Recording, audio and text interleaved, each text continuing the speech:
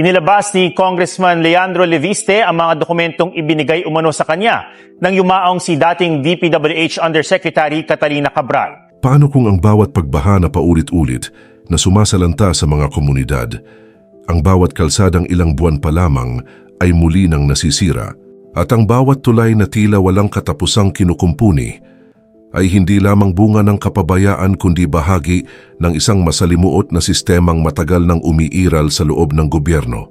Paano kung may mga dokumentong naglalaman ng eksaktong halaga, eksaktong proyekto, at higit sa lahat eksaktong pangalan ng mga makapangyarihang tao na sinasabing may kaugnayan sa paglalagay ng bilyon-bilyong pisong infrastructure projects sa pambansang budget? Sa mga nagdaang linggo, isang pangalan ang unti-unting kumalat sa media at social media, ang tinatawag na Cabral Files.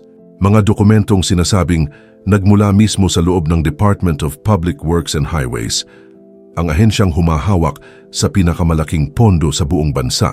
Ayon sa mga ulat, ang mga file na ito ay naglalaman ng detalyadong listahan ng mga proponents ng mga proyekto sa ilalim ng 2025 National Expenditure Program, partikular sa flood control at iba pang infrastructure projects na may kabuuang halaga na umaabot sa bilyon-bilyong piso. Pero bago po ang lahat, baka pwedeng palike muna ang video na ito. Isang simpleng click lang, pero malaking tulong yan sa aming mga content creators para makagawa pa ng mga kwentong gaya nito. Maraming salamat po. Nakasaad sa mga dokumento na lahat ng 24 na senador ng 19th Congress ay may nakalistang proyekto bilang proponent. Kabilang dito si Francis Cheese Escudero na may kabuuang proyekto na humigit kumulang 3 bilyon piso. Si Amy Marcos na may proyektong umabot sa 2.5 bilyon piso. At si Sonny Angara na may pinakamaraming bilang ng proyekto, halos 105 proyekto na may kabuuang halaga rin na umabot sa bilyon-bilyong piso. Kasama rin sa listahan sina Alan Peter Cayetano at Pia Cayetano na may kabuang proyekto na humigit kumulang 1.57 bilyon piso, Grace Poe na may halos 1.5 bilyon piso, Mark Villar, Rafi Tulfo, Bong Revilla at Juan Miguel Zubiri na tig 1 bilyon piso bawat isa.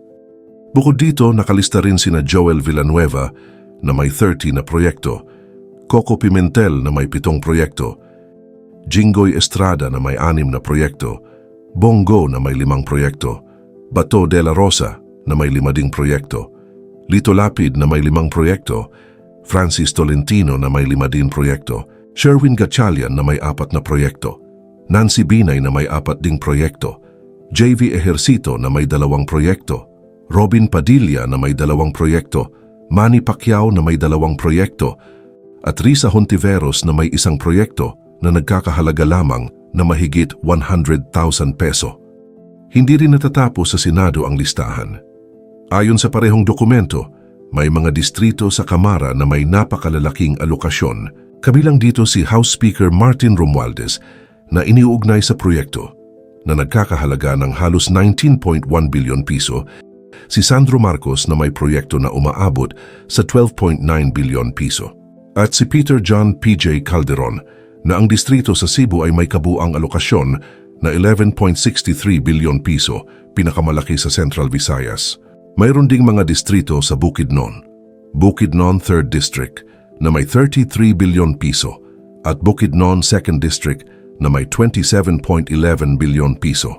Sa gitna ng lahat ng ito ay si Maria Catalina Cathy Cabral, dating DPWH Undersecretary, na sinasabing may mahalagang papel sa paghawak at pag-aayos ng listahan ng mga proyekto. Ayon sa mga whistleblower, siya ang may access sa sensitibong datos kung paano hinahati at inilalagay ang mga alokasyon. Kasama rin sa mga ulat ang mga opisyal ng DPWH, kabilang si dating Kalihim Manuel Bonoan at ang ilang kontratista na paulit-ulit umanong lumilitaw sa mga flood control projects, gaya ng kontratistang si Sara Diskaya na kamakailan lamang ay inaresto. Ayon sa mga ulat, ang buong sistemang ito ay tinatawag na allocable system, kung saan may porsyento ng budget ng DPWH na inilalaan para sa mga preferred projects ng mga mambabatas. Hindi simpleng panukala ang sistemang ito. Bawat proyekto, bawat halaga, at bawat distrito ay nakaayos na may kasamang pangalan. Sa madaling salita, May talaan kung sino ang nakinabang sa bawat piso ng pambansang budget bago pa man ito formal na aprubahan. Ang Cabral Files ay hindi lamang listahan ng pangalan at halaga. Ito rin ay sulyap sa paraan ng pag-iimbestiga ng gobyerno sa loob ng ahensya. Ipinapakita ng mga dokumento ang detalyadong breakdown ng mga proyekto mula sa pinakamaliit na flood control facility hanggang sa pinakamalaking highway expansion, kasama ang pangalan ng senador, kongresista at minsan pati ang kontratistang pinapaboran sa tender process. Mas lalong naging mabigat ang kontrobersya nang mabalitang natagpo ang patay si Cabral sa Benguet noong December 18, 2025. Habang una itong itinuturing na aksidente, kasalukuyan ng iniimbestigahan ng Office of the Ombudsman at ng PNP Anti-Cybercrime Group ang kanyang mga computer at cellphone upang matukoy kung may kaugnayan ang mga dokumentong hawak niya sa mga pangalang lumabas sa listahan at sa bilyon-bilyong piso ng pondo.